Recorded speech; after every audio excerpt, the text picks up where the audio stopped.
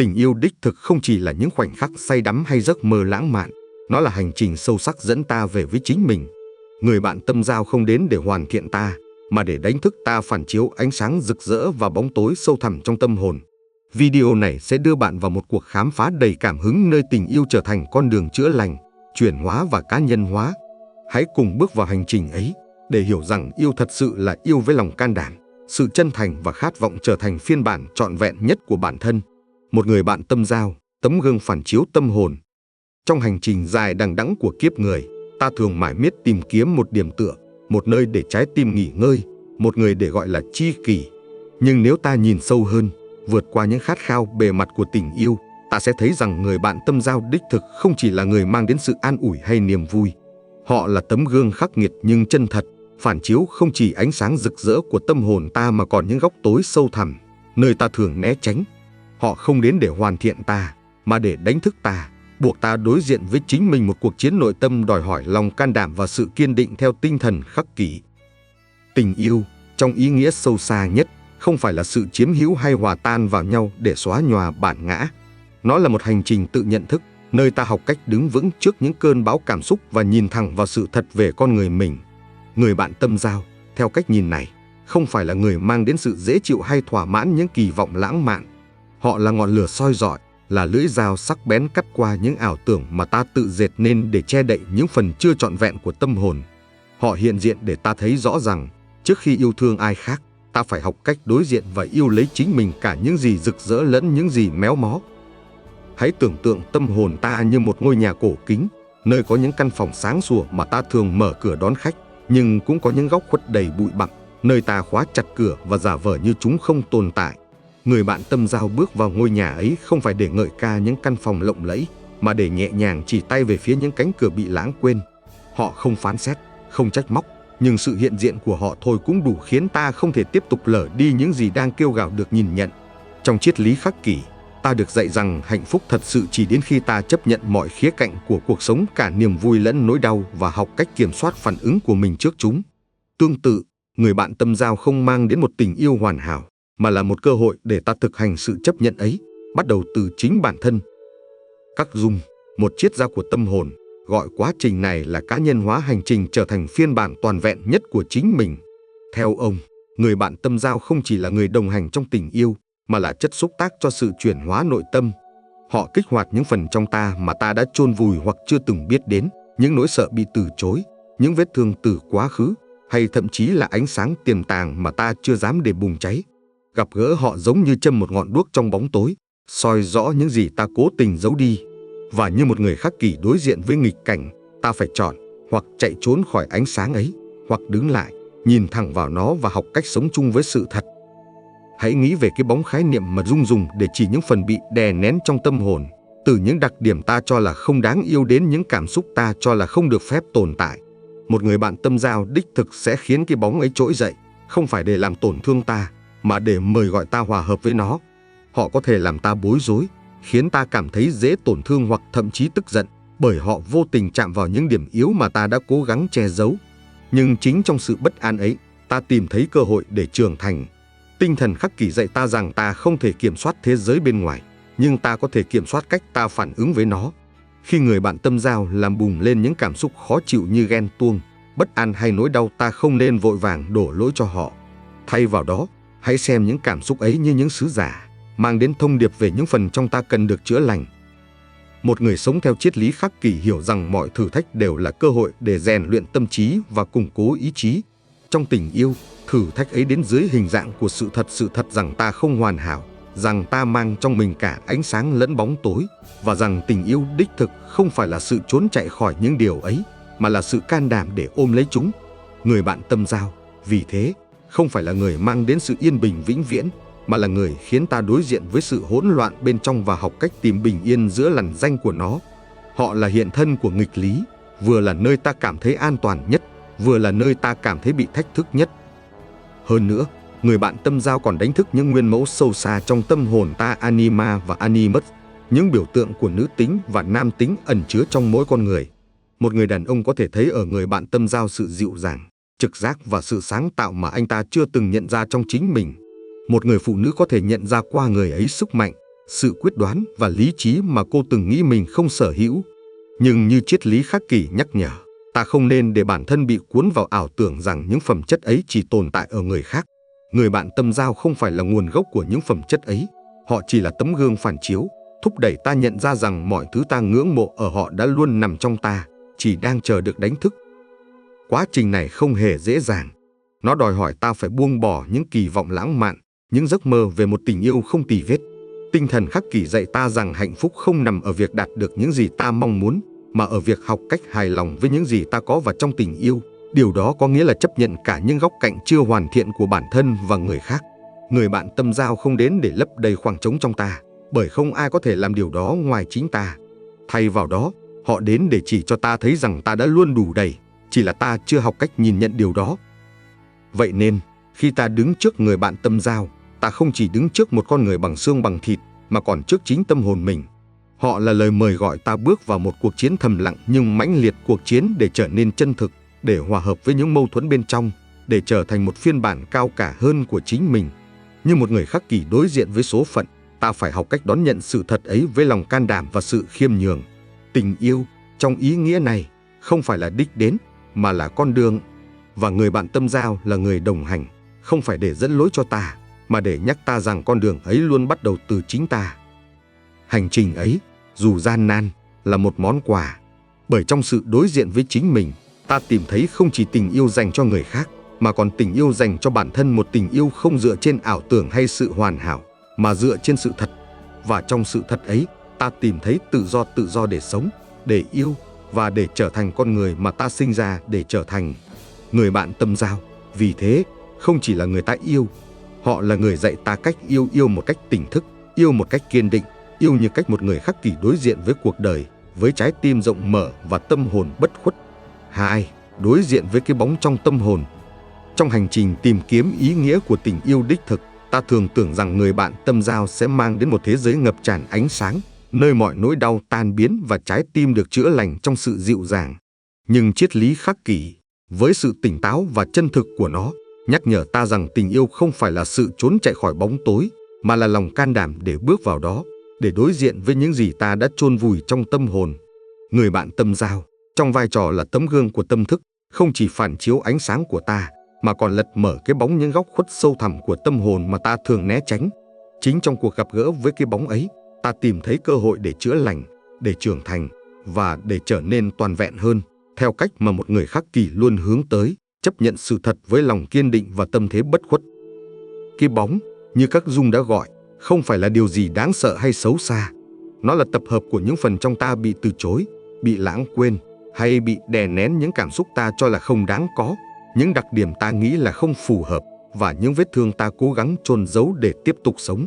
Có thể đó là sự giận dữ mà ta kìm nén vì sợ bị coi là yếu đuối, sự bất an mà ta che đậy bằng vẻ ngoài tự tin, hay nỗi đau từ những tổn thương cũ mà ta không dám đối mặt. Tất cả những điều ấy, dù bị khóa chặt trong góc tối của tâm hồn, vẫn âm thầm chi phối cách ta sống, cách ta yêu và cách ta nhìn nhận chính mình. Triết lý khắc kỷ dạy ta rằng ta không thể kiểm soát những gì xảy đến với mình, nhưng ta có thể kiểm soát cách ta phản ứng với chúng. Và khi người bạn tâm giao xuất hiện, họ vô tình, hay đúng hơn là định mệnh, làm bùng lên những phần bị chôn vùi ấy, buộc ta phải lựa chọn, hoặc tiếp tục trốn tránh, hoặc dấn thân vào hành trình đối diện với sự thật. Hãy tưởng tượng tâm hồn ta như một khu rừng rậm rạp, có những con đường sáng sủa, nơi ánh nắng dễ dàng len lỏi, nhưng cũng có những góc tối tăm, nơi cây cối đan xen và không một tia sáng nào chạm tới. Người bạn tâm giao không dẫn ta đi trên những con đường quen thuộc, nơi ta cảm thấy an toàn và kiểm soát được mọi thứ. Thay vào đó, họ đưa ta đến rìa của bóng tối, nơi những con đường mòn biến mất và ta phải tự mình tìm lối đi. Sự hiện diện của họ, dù dịu dàng hay mãnh liệt, có sức mạnh khuấy động những gì ta đã cố gắng bỏ lại phía sau. Một lời nói vô tình, một hành động nhỏ, hay thậm chí là sự im lặng của họ có thể làm trỗi dậy những cảm xúc mà ta tưởng đã chôn vùi từ lâu, sự ghen tuông bất chợt, nỗi sợ bị bỏ rơi, hay một khao khát mãnh liệt mà ta không thể giải thích. Những khoảnh khắc ấy không phải là dấu hiệu của một tình yêu sai lầm, mà là lời mời gọi từ tâm hồn, thúc giục ta nhìn sâu hơn vào chính mình. Trong tinh thần khắc kỷ, ta được dạy rằng mọi khó khăn đều là cơ hội để rèn luyện tâm trí và củng cố ý chí. Khi người bạn tâm giao làm bùng lên những cảm xúc khó chịu, ta không nên vội vàng đổ lỗi cho họ, như thể họ là nguyên nhân của sự bất an trong ta. Thay vào đó, hãy xem những cảm xúc ấy như những ngọn gió mạnh thổi qua, thử thách sự vững chãi của tâm hồn. Một người khắc kỷ sẽ không để mình bị cuốn theo cơn gió ấy, mà sẽ đứng yên, quan sát và tự hỏi, điều này đến từ đâu? Nó muốn nói gì về ta? Sự ghen tuông không phải là lỗi của người kia, mà là dấu hiệu của một nỗi sợ sâu xa trong ta, có lẽ là sợ mất đi sự kiểm soát, hay sợ rằng ta không đủ giá trị. Nỗi đau không phải do họ gây ra, mà là tiếng vọng của những vết thương cũ, những lần ta từng bị tổn thương và chưa từng thực sự chữa lành. Người bạn tâm giao, trong vai trò là tấm gương, chỉ đơn giản là phản chiếu những sự thật ấy, để ta có cơ hội nhìn rõ và hành động. Hành trình đối diện với cái bóng không hề dễ dàng. Nó đòi hỏi ta phải từ bỏ thói quen đổ lỗi, thói quen tìm kiếm sự an ủi bên ngoài để xoa dịu nỗi đau bên trong. Như một người khắc kỷ đứng trước nghịch cảnh, ta phải học cách chấp nhận rằng những cảm xúc ấy là một phần của ta, không phải là kẻ thù cần tiêu diệt, mà là những mảnh ghép cần được hòa hợp. Khi ta cảm thấy giận dữ vì một hành động của người bạn tâm giao, hãy dừng lại và tự hỏi, điều này chạm vào phần nào trong ta? Có phải ta đang giận họ, hay ta đang giận chính mình vì đã từng từ chối cảm xúc này? Khi ta cảm thấy bất an trước sự im lặng của họ, hãy tự nhắc nhở rằng sự bất an ấy không phải là sự thật tuyệt đối, mà chỉ là một câu chuyện mà tâm trí ta đang tự kể. Bằng cách quan sát những cảm xúc ấy mà không để chúng chi phối, ta bắt đầu làm chủ tâm hồn mình, đúng như tinh thần khắc kỷ hướng tới. Người bạn tâm giao, trong ý nghĩa sâu sắc nhất, là một người thầy thầm lặng. Họ không dạy ta bằng lời nói hay bài học rõ ràng, mà bằng cách hiện diện, bằng cách phản chiếu những gì ta cần thấy. Họ không đến để mang lại sự thoải mái vĩnh viễn, mà để làm xáo trộn sự an toàn giả tạo mà ta đã xây dựng quanh mình. Sự xáo trộn ấy, dù đau đớn, là cần thiết. Dung từng nói rằng những gì ta không đối diện trong tâm hồn mình sẽ hiện ra trong số phận ta. Nếu ta tiếp tục chạy trốn khỏi cái bóng, nó sẽ tìm cách biểu hiện qua những mối quan hệ đổ vỡ, những xung đột lặp lại, hay những nỗi đau không thể lý giải. Nhưng khi ta dám đứng trước tấm gương của người bạn tâm giao, khi ta dám nhìn vào cái bóng mà họ phản chiếu, ta mở ra cánh cửa cho sự chữa lành thực sự. Sự chữa lành này không phải là việc xóa sạch cái bóng, bởi cái bóng là một phần không thể tách rời của con người ta. Thay vào đó, chữa lành là học cách ôm lấy nó, học cách hiểu rằng những phần ta từng từ chối cũng có giá trị của riêng mình.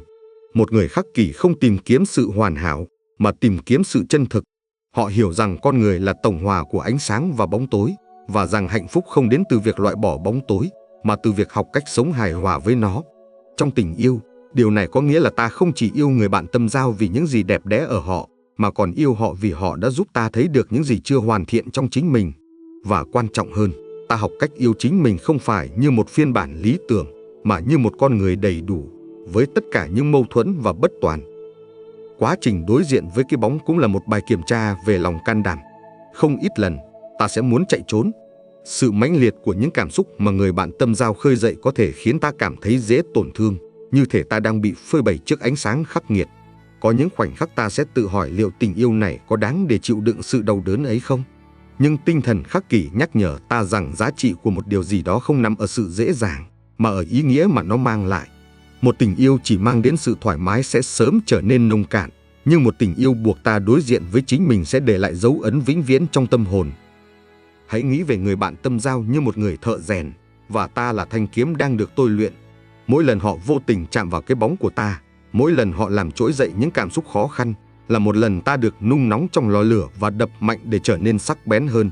Sự đau đớn ấy không phải là hình phạt, mà là quá trình chuyển hóa. Và như một thanh kiếm được rèn từ lửa, ta sẽ trở nên mạnh mẽ hơn, không phải vì ta đã loại bỏ cái bóng, mà vì ta đã học cách làm chủ nó, cách sử dụng nó để trở thành một phiên bản cao cả hơn của chính mình. Cuối cùng, hành trình đối diện với cái bóng là một hành trình của tự do.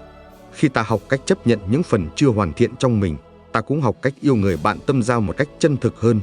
Ta không còn yêu họ vì những gì ta muốn họ trở thành, mà yêu họ vì chính con người họ với tất cả ánh sáng và bóng tối của riêng họ. Tình yêu ấy, được xây dựng trên sự thật và lòng can đảm, là thứ tình yêu mà một người khắc kỷ trân trọng, không dựa vào ảo tưởng, không phụ thuộc vào sự hoàn hảo, mà dựa vào sự hiện diện tỉnh thức và sự cam kết không ngừng nghỉ để trưởng thành. Người bạn tâm giao, vì thế, không chỉ là người ta yêu, mà là người dẫn ta đến với tự do để là chính mình, và tự do để yêu một cách trọn vẹn. Nếu bạn thấy video này thú vị, đừng quên đăng ký kênh để không bỏ lỡ những nội dung hấp dẫn tiếp theo nhé. 3. Sự phá vỡ ảo tưởng của sự lý tưởng hóa. Trong hành trình tìm kiếm tình yêu đích thực, ta thường bị cuốn vào những giấc mơ lãng mạn, nơi người bạn tâm giao hiện lên như một hình mẫu hoàn hảo, người sẽ lấp đầy mọi khoảng trống, xoa dịu mọi vết thương và mang đến một thế giới không còn đau khổ. Nhưng triết lý khắc kỷ, với sự tỉnh táo và kiên định của nó, nhắc nhở ta rằng tình yêu không phải là sự trốn chạy vào ảo tưởng, mà là sự dấn thân vào thực tại, nơi mọi giấc mơ phải đối diện với ánh sáng khắc nghiệt của sự thật. Người bạn tâm giao, trong vai trò là tấm gương của tâm hồn, không đến để nuôi dưỡng những hình ảnh lý tưởng mà ta phóng chiếu lên họ. Thay vào đó, họ đến để phá vỡ chúng, để dẫn ta từ cõi mộng mơ xuống mặt đất, nơi tình yêu chân thực được rèn giũa từ lòng can đảm, sự chấp nhận và sự khiêm nhường. Sự phá vỡ ảo tưởng ấy, dù đau đớn, chính là cánh cửa dẫn ta đến một tình yêu sâu sắc hơn, một tình yêu không dựa trên hình ảnh hoàn mỹ, mà trên sự hiện diện chân thành của hai con người bất toàn. Các Dung gọi hiện tượng lý tưởng hóa này là sự phóng chiếu một cơ chế vô thức, nơi ta gán cho người khác những phẩm chất mà ta khao khát hoặc chưa nhận ra trong chính mình. Khi gặp người bạn tâm giao, ta dễ dàng rơi vào trạng thái mê say, nơi họ dường như là hiện thân của mọi điều ta từng mơ ước, sự an toàn, vẻ đẹp, sự thấu hiểu hay niềm đam mê mãnh liệt. Trong khoảnh khắc ấy, họ không chỉ là một con người bằng xương bằng thịt, mà trở thành một biểu tượng, một vị thần hay nữ thần bước ra từ những giấc mơ sâu kín nhất của ta. Ta nhìn họ qua lăng kính của sự hoàn hảo, như thể họ được sinh ra để đáp ứng mọi mong muốn, để hoàn thiện những thiếu sót trong tâm hồn ta. Nhưng như một người khắc kỷ hiểu rằng hạnh phúc không nằm ở việc đạt được những gì ta mong muốn, mà ở việc học cách hài lòng với thực tại, ta cần nhận ra rằng sự phóng chiếu này, dù ngọt ngào, là một ảo ảnh cần được phá bỏ để nhường chỗ cho tình yêu đích thực. Hãy tưởng tượng tâm hồn ta như một bức tranh được vẽ nên từ những nét cọ của hy vọng, nỗi sợ và những câu chuyện mà ta tự kể với chính mình. Khi người bạn tâm giao xuất hiện, ta vô thức dùng họ như một khung tranh, đặt vào đó mọi màu sắc của giấc mơ. Họ là người sẽ không bao giờ làm ta tổn thương, sẽ luôn thấu hiểu ta, sẽ mãi mãi ở bên ta như một điểm tựa bất biến. Trong giai đoạn đầu của tình yêu, sự phóng chiếu này tạo nên một cảm giác ngây ngất, như thể ta đã tìm thấy mảnh ghép còn thiếu của cuộc đời. Nhưng thực tế, như triết lý khắc kỷ dạy ta, không có gì trong thế giới này là bất biến, và con người, dù tuyệt vời đến đâu, vẫn mang trong mình những giới hạn, những mâu thuẫn và những bóng tối. Người bạn tâm giao không phải là một vị cứu tinh, mà là một con người với những khuyết điểm, những nỗi đau riêng, và những khoảnh khắc họ cũng lúng túng trước chính cuộc đời mình. Sự phá vỡ ảo tưởng bắt đầu khi bức tranh hoàn hảo ấy nứt vỡ. Có thể là một khoảnh khắc nhỏ, một lời nói vô ý, một hành động không như ta mong đợi, hay một sự im lặng khiến ta cảm thấy xa cách. Đột nhiên, người mà ta từng xem là hoàn hảo trở nên thật hơn. Họ có thể tức giận, họ có thể hiểu lầm ta, họ có thể không đáp ứng được những kỳ vọng mà ta đặt lên vai họ. Trong khoảnh khắc ấy, ta đứng trước một ngã rẽ, hoặc để sự thất vọng kéo ta vào sự trách móc và xa cách, hoặc xem đó như một cơ hội để trưởng thành, để học cách yêu một con người thật sự thay vì một hình ảnh tưởng tượng. Tinh thần khắc kỷ nhắc nhở ta rằng ta không thể kiểm soát hành động của người khác, nhưng ta có thể kiểm soát cách ta phản ứng với chúng. Khi ảo tưởng về người bạn tâm giao tan vỡ, ta không nên vội vàng quay lưng, mà nên dừng lại, quan sát và tự hỏi, điều này đang dạy ta điều gì? Ta đang nắm giữ ảo tưởng nào mà giờ đây cần buông bỏ? Sự tan vỡ của sự phóng chiếu, dù đau đớn, là một bước ngoặt cần thiết. Nó đánh dấu sự chuyển mình từ một tình yêu trẻ con, dựa trên tưởng tượng và sự phụ thuộc, sang một tình yêu trưởng thành, dựa trên sự lựa chọn và sự hiện diện tỉnh thức. Dung từng nói rằng tình yêu chân thực chỉ bắt đầu khi ta nhìn thấy người kia đúng như họ, là không phải là hiện thân của giấc mơ, mà là một con người với cả ánh sáng và bóng tối. Trong khoảnh khắc ấy, ta đối diện với sự thật rằng người bạn tâm giao không phải là người đến để cứu rỗi ta, để lấp đầy những khoảng trống mà ta chưa học cách tự chữa lành. Họ đến để thách thức ta, để mời gọi ta bước ra khỏi vùng an toàn của những ảo tưởng và dấn thân vào thực tại, nơi tình yêu đòi hỏi sự dũng cảm, lòng kiên nhẫn và sự chấp nhận sâu sắc. Quá trình rút lại sự phóng chiếu này không hề dễ dàng. Nó giống như việc ta phải tự tay gỡ bỏ từng lớp sơn trên bức tranh mà ta đã tỉ mỉ vẽ nên. Mỗi lớp sơn là một kỳ vọng, một giấc mơ, một câu chuyện mà ta đã gán cho người bạn tâm giao. Khi ta gỡ bỏ chúng, ta có thể cảm thấy mất mát, như thể ta đang đánh mất chính tình yêu mà ta từng tin tưởng. Nhưng triết lý khắc kỷ dạy ta rằng sự mất mát ấy không phải là kết thúc, mà là sự khởi đầu của một điều gì đó sâu sắc hơn. Khi ta ngừng yêu một hình ảnh tưởng tượng, ta bắt đầu yêu một con người thật sự, với những khoảnh khắc họ rực rỡ, những lúc họ vụng về, và cả những khi họ khiến ta bối rối. Tình yêu ấy không dựa trên sự hoàn hảo, mà trên sự chân thành, không dựa trên sự chiếm hữu, mà trên sự tôn trọng lẫn nhau. Hãy nghĩ về sự phóng chiếu như một tấm màn che phủ lên thực tại, Khi tấm màn ấy còn nguyên vẹn, ta chỉ thấy những gì ta muốn thấy, một người bạn tâm giao lý tưởng, không tì vết, luôn sẵn sàng đáp ứng mọi nhu cầu của ta. Nhưng khi tấm màn bị xé rách, ta đối diện với sự thật rằng họ cũng mang trong mình những nỗi sợ, những giới hạn và những khoảnh khắc họ cần được yêu thương dù không hoàn hảo. Trong tinh thần khắc kỷ, ta được dạy rằng hạnh phúc thật sự đến từ việc chấp nhận thực tại như nó vốn có, thay vì bám víu vào những gì ta mong muốn. Trong tình yêu, điều này có nghĩa là ta phải học cách yêu người bạn tâm giao không phải vì họ đáp ứng được giấc mơ của ta, mà vì họ là chính họ, một con người đang cùng ta bước đi trên con đường đầy thử thách của cuộc đời. Sự phá vỡ ảo tưởng cũng là một bài học về sự khiêm nhường. Khi ta nhận ra rằng những phẩm chất ta từng ngưỡng mộ ở người bạn tâm giao, sự mạnh mẽ, sự dịu dàng, sự thông thái không chỉ thuộc về họ, mà là những phần trong ta đang kêu gọi được nhận ra, ta bắt đầu hành trình khám phá bản thân. Một người khắc kỷ hiểu rằng mọi thứ ta cần để hạnh phúc đã nằm sẵn trong ta. Người khác chỉ là tấm gương giúp ta thấy rõ điều đó. Người bạn tâm giao, vì thế, không phải là người mang đến sự hoàn thiện, mà là người nhắc nhở ta rằng ta đã luôn đủ đầy, chỉ là ta chưa học cách tin vào điều đó. Họ giúp ta nhận ra rằng sự an toàn, sự thấu hiểu hay niềm đam mê mà ta tìm kiếm không phải là thứ cần được trao tặng từ bên ngoài, mà là thứ cần được nuôi dưỡng từ bên trong. Hành trình này đòi hỏi ta phải buông bỏ cái tôi luôn muốn kiểm soát, luôn muốn mọi thứ diễn ra theo ý mình. Trong khoảnh khắc ta chấp nhận rằng người bạn tâm giao không phải là hiện thân của giấc mơ, mà là một con người với những mâu thuẫn và bất toàn, ta cũng học cách chấp nhận chính mình.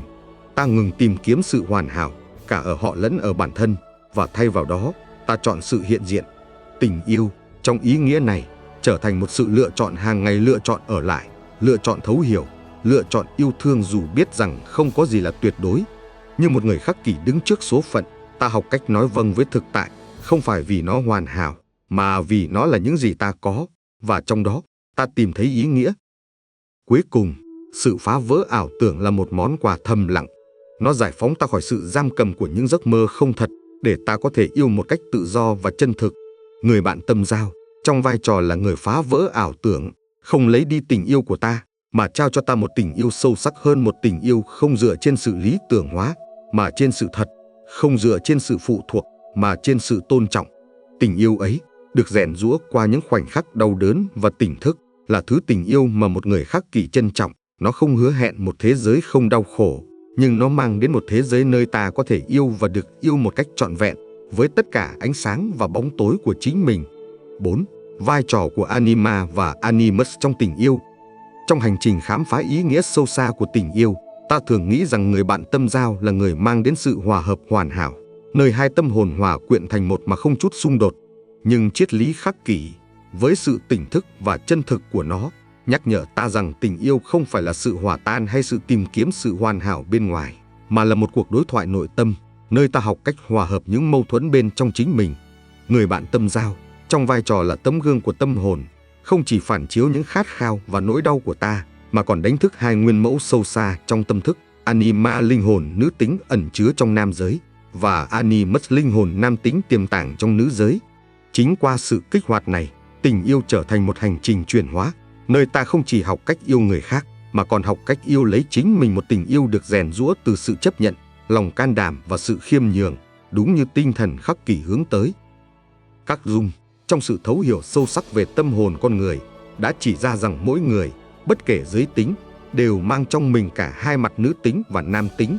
Anima là biểu tượng của sự nhạy cảm trực giác, sáng tạo và sự kết nối cảm xúc, những phẩm chất thường được liên kết với nữ giới, nhưng cũng tồn tại trong tâm hồn của nam giới. Animus ngược lại, đại diện cho sức mạnh, lý trí, quyết đoán và sự định hướng, những đặc điểm thường gắn với nam giới, nhưng cũng hiện diện trong nữ giới. Những nguyên mẫu này không chỉ là những khái niệm trừu tượng, chúng là những dòng năng lượng chảy trong tâm hồn ta, định hình cách ta yêu, cách ta sống và cách ta nhìn nhận chính mình. Khi gặp người bạn tâm giao, sự hiện diện của họ giống như một ngọn gió mạnh, thổi bùng lên những dòng năng lượng ấy, buộc ta phải đối diện với những phần trong ta mà ta chưa từng nhận ra hoặc đã cố tình lãng quên. Hãy tưởng tượng tâm hồn ta như một khu vườn, nơi Anima và Animus là hai loại cây đối lập nhưng không thể tách rời. Một cây dợp bóng mát, tràn đầy hoa lá, tượng trưng cho sự dịu dàng và cảm xúc. Cây còn lại vươn cao, cứng cáp, đại diện cho sức mạnh và lý trí. Trong suốt cuộc đời, ta có thể chỉ chăm sóc một trong hai cây, bỏ bê cây còn lại vì ta nghĩ nó không thuộc về mình. Một người đàn ông có thể chối bỏ Anima, xem sự nhạy cảm là dấu hiệu của yếu đuối. Một người phụ nữ có thể kìm nén Animus, sợ rằng sự quyết đoán sẽ làm mất đi vẻ nữ tính của mình. Nhưng khi người bạn tâm giao xuất hiện, họ giống như một người làm vườn kỳ diệu, không chỉ ngợi ca cây mà ta đã chăm sóc, mà còn chỉ tay về phía cây bị lãng quên, mời gọi ta tưới tắm và nuôi dưỡng nó. Họ không làm điều này bằng cách dạy bảo hay ép buộc, mà đơn giản bằng cách là chính họ bằng cách phản chiếu những phẩm chất mà ta đã chôn vùi trong chính mình. Trong tinh thần khắc kỷ, ta được dạy rằng hạnh phúc thật sự đến từ việc sống hài hòa với tự nhiên, không chỉ tự nhiên bên ngoài, mà cả tự nhiên bên trong tâm hồn ta. Anima và Animus là một phần của tự nhiên ấy, và việc hòa hợp chúng là một nhiệm vụ thiêng liêng.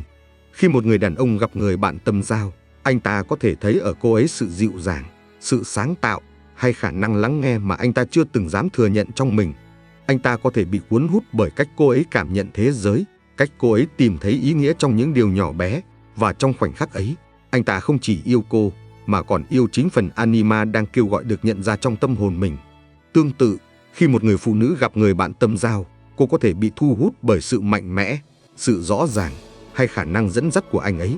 Nhưng sự thu hút ấy không chỉ là về anh ta, nó là lời nhắc nhở rằng Animus trong cô cũng đang chờ đợi được đánh thức, để cô có thể đứng vững và khẳng định giá trị của mình. Quá trình này, dù đẹp đẽ, không hề dễ dàng. Nó giống như việc ta phải học cách bước đi trên một sợi dây mỏng manh, giữ thăng bằng giữa hai cực đối lập, cảm xúc và lý trí, sự dịu dàng và sức mạnh, sự đón nhận và sự chủ động. Một người đàn ông có thể cảm thấy bối rối khi đối diện với Anima của mình, khi anh ta bắt đầu nhận ra rằng sự nhạy cảm không làm anh ta yếu đi, mà làm anh ta sâu sắc hơn.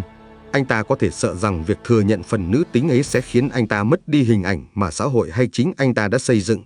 Tương tự, một người phụ nữ có thể cảm thấy bất an khi kết nối với Animus của mình, lo rằng sự quyết đoán hay độc lập sẽ khiến cô bị hiểu lầm hoặc xa cách với những gì cô từng nghĩ là bản chất của mình. Nhưng như triết lý khắc kỷ nhắc nhở, sự khó chịu ấy không phải là dấu hiệu của thất bại, mà là dấu hiệu của sự trưởng thành. Một người khắc kỷ không chạy trốn khỏi thử thách, mà đón nhận nó như một cơ hội để rèn luyện tâm hồn. Người bạn tâm giao, trong vai trò là chất xúc tác, không chỉ giúp ta nhận ra Anima và Animus, mà còn mời gọi ta hòa hợp chúng. Họ không đến để ta dựa dẫm vào họ như nguồn gốc của những phẩm chất ấy, mà để ta nhận ra rằng mọi thứ ta ngưỡng mộ ở họ đã luôn nằm trong ta. Một người đàn ông học cách lắng nghe trực giác của mình, cách bày tỏ cảm xúc mà không sợ bị phán xét, không phải vì người bạn tâm giao dạy anh ta, mà vì cô ấy phản chiếu phần Anima mà anh ta đã bỏ quên. Một người phụ nữ học cách tin vào sức mạnh của mình, cách đưa ra quyết định với sự tự tin, không phải vì người bạn tâm giao trao cho cô điều đó, mà vì anh ấy giúp cô thấy Animus đang chờ đợi được khẳng định trong tâm hồn cô. Tình yêu, trong ý nghĩa này, trở thành một hành trình kép. Ta yêu người kia vì họ là chính họ, và ta yêu chính mình vì họ giúp ta trở thành phiên bản trọn vẹn hơn của bản thân. Hành trình hòa hợp Anima và Animus đòi hỏi ta phải buông bỏ những định kiến và kỳ vọng không chỉ về người bạn tâm giao, mà cả về chính mình. Một người khắc kỷ hiểu rằng ta không thể sống chân thực nếu ta bám víu vào những hình ảnh giả tạo về bản thân. Một người đàn ông không trở nên kém nam tính khi anh ta chấp nhận sự nhạy cảm. Ngược lại, anh ta trở nên mạnh mẽ hơn vì anh ta dám sống thật với chính mình. Một người phụ nữ không mất đi sự nữ tính khi cô khẳng định sức mạnh của mình. Cô trở nên tự do hơn vì cô không còn bị ràng buộc bởi những giới hạn mà xã hội hay chính cô đặt ra. Người bạn tâm giao, bằng cách phản chiếu những phẩm chất ấy, giúp ta phá vỡ những bức tường vô hình mà ta đã dựng lên quanh tâm hồn mình. Nhưng hành trình này cũng đầy căng thẳng và xung đột. Sự xuất hiện của Anima và Animus có thể làm xáo trộn sự cân bằng mà ta đã quen thuộc. Một người đàn ông có thể cảm thấy bất an khi phải đối diện với những cảm xúc sâu kín, sợ rằng chúng sẽ làm anh ta mất kiểm soát. Một người phụ nữ có thể đấu tranh với việc chấp nhận Animus, lo rằng sự mạnh mẽ sẽ khiến cô bị cô lập hoặc bị hiểu lầm. Những khoảnh khắc ấy, dù khó khăn, là cần thiết. Như một người khắc kỷ đứng trước nghịch cảnh, ta phải học cách quan sát những cảm xúc ấy mà không để chúng chi phối. Ta phải tự hỏi, nỗi sợ này đến từ đâu? Nó đang bảo vệ ta khỏi điều gì? Bằng cách đối diện với những câu hỏi ấy, ta bắt đầu hiểu rằng Anima và Animus không phải là kẻ thù, mà là những người bạn đồng hành, dẫn ta đến một phiên bản toàn vẹn hơn của chính mình. Cuối cùng, sự hòa hợp của Anima và Animus là một món quà của tình yêu đích thực. Khi một người đàn ông chấp nhận Anima, anh ta không chỉ trở nên nhạy cảm và sáng tạo hơn, mà còn trở thành một người đồng hành sâu sắc hơn, có khả năng thấu hiểu và chia sẻ. Khi một người phụ nữ hòa hợp với Animus, Cô không chỉ trở nên mạnh mẽ và tự tin hơn, mà còn trở thành một người phụ nữ tự do, có thể yêu mà không phụ thuộc. Tình yêu giữa hai người, khi được xây dựng trên sự hòa hợp này, không còn là một mối quan hệ của sự cần thiết hay thiếu thốn, mà là một sự chia sẻ giữa hai tâm hồn đã học cách đứng vững trong chính mình. Như triết lý Khắc Kỷ dạy ta, hạnh phúc thật sự đến từ việc sống hài hòa với chính mình, và người bạn tâm giao là người giúp ta đạt được sự hài hòa ấy, không phải bằng cách hoàn thiện ta, mà bằng cách nhắc ta rằng ta đã luôn đủ đầy. Tình yêu ấy được rèn giũa qua hành trình hòa hợp Anima và Animus, là một tình yêu vượt lên trên những khát khao thông thường. Nó không dựa trên sự lý tưởng hóa hay sự phụ thuộc, mà dựa trên sự tỉnh thức và sự cam kết không ngừng nghỉ để trưởng thành. Người bạn tâm giao, vì thế, không chỉ là người ta yêu, mà là người dẫn ta đến với sự toàn vẹn không chỉ trong tình yêu, mà trong chính cuộc đời ta. Nếu bạn thấy video này hay, hãy đăng ký kênh để tiếp thêm động lực cho mình tạo ra nhiều nội dung chất lượng hơn nữa nhé. 5. Tình yêu như hành trình cá nhân hóa. Trong hành trình tìm kiếm ý nghĩa của tình yêu, ta thường tưởng rằng người bạn tâm giao sẽ mang đến một điểm kết thúc hạnh phúc, nơi mọi sóng gió tan biến và hai tâm hồn hòa quyện trong sự bình yên vĩnh cửu.